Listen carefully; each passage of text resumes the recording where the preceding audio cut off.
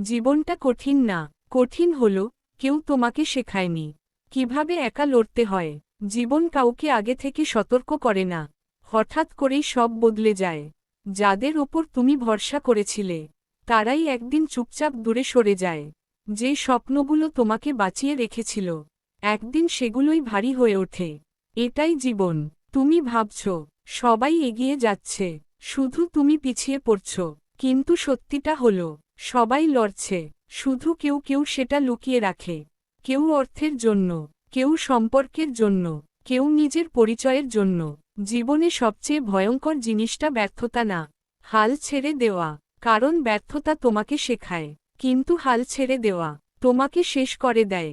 তুমি আজ ক্লান্ত, তুমি আজ হতাশ, তুমি আজ চুপ, কিন্তু এটা দুর্বলতা না, এটা প্রমাণ তুমি এখনো লড়ছ।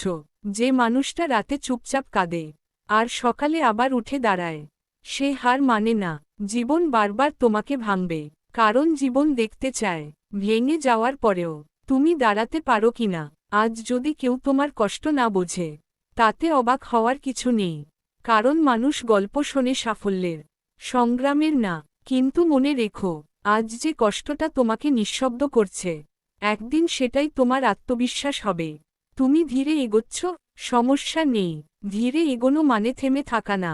তোমার পথটা অন্যদের মতো না, তাই তোমার সময়টাও অন্যরকম। নিজেকে ছোট করে দেখো না, কারণ যে মানুষ আজ চুপচাপ লড়ছে সে একদিন সবচেয়ে জোরে দাঁড়াবে। জীবন কখনো সহজ হবে না, কিন্তু তুমি শক্ত হবে, আর সেটাই আসল জয়। আজ এখান থেকে যাওয়ার আগে একটা কথা মনে রেখো, হাল ছেড়ে দেওয়া কোনো অপশন না, কারণ তুমি কষ্ট পাওয়ার জন্য জন্মাওনি, তুমি জিতার